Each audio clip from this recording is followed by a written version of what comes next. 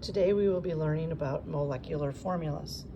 In order to perform molecular formulas, you will need to follow the rules for calculating the empirical formula. The empirical formula is a low whole number ratio.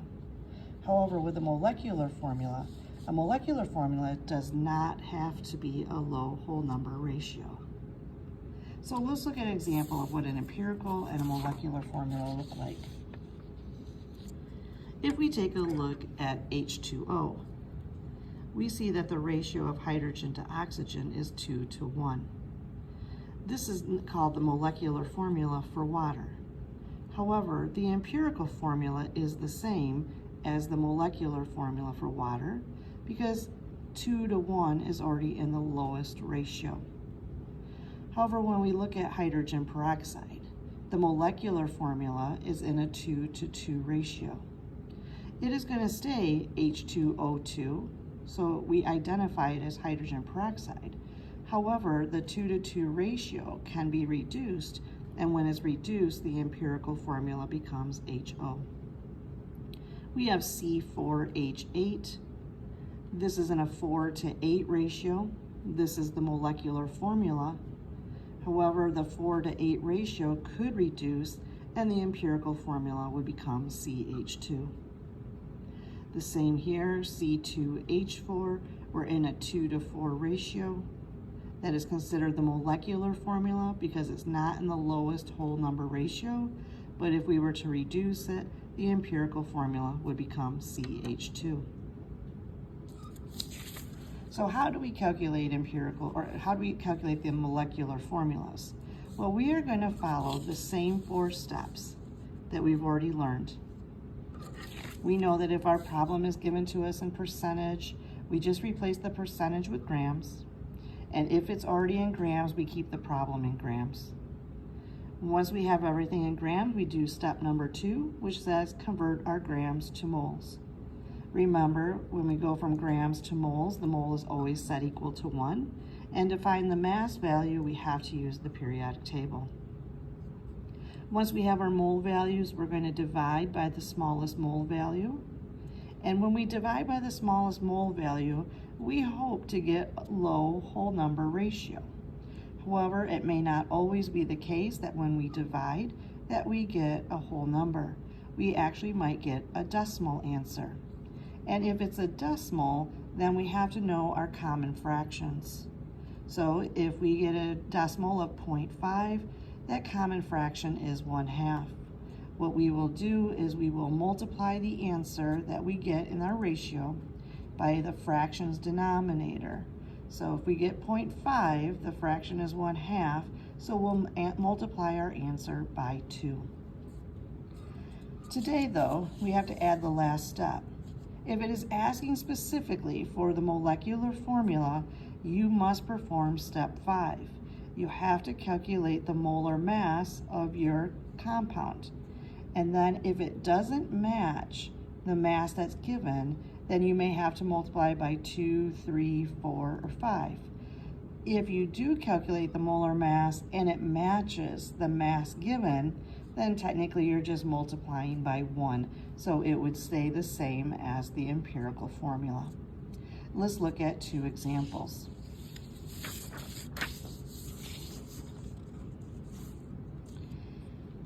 If 4.04 grams of nitrogen combine with 11.46 grams of oxygen to produce a compound with a formula mass of 108 AMUs, what is the molecular formula?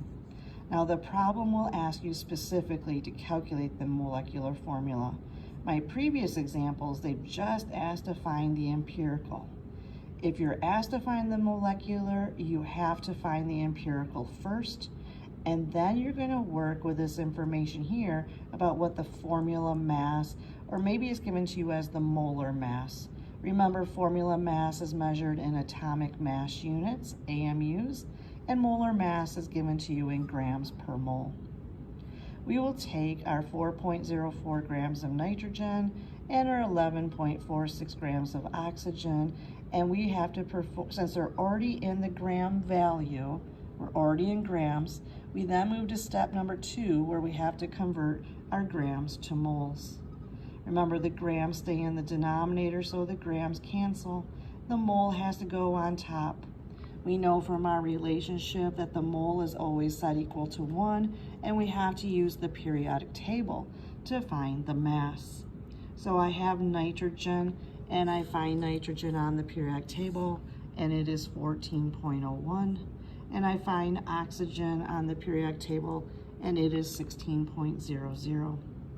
So with my calculator, 4.04 divided by 14.01 and 11.46 divided by 16.00. And as stated previously, we want to take our answers here to at least 4 decimal places. It just helps with our rounding issues, especially if things do not come out exactly 1 to 1. After we have converted our grams to moles, we then divide by the smallest mole value. So you compare these two answers. This is the smallest mole, so we divide both by that value.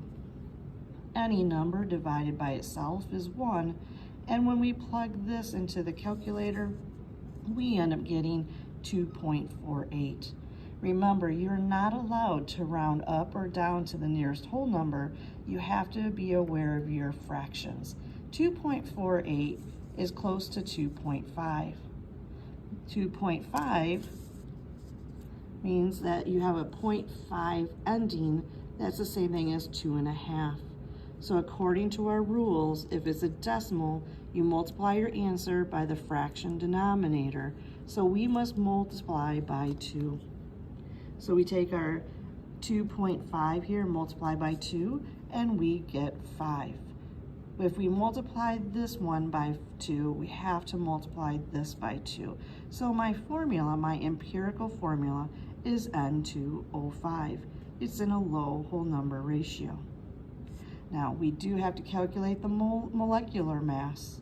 So we take our formula of N2O5, we calculate the molar mass, or the formula mass, and again, we say we have 2 nitrogens, and each nitrogen has a mass of 14.01 grams. I multiply those together, and then I add to it the 5 oxygens times its mass of 16.00 grams.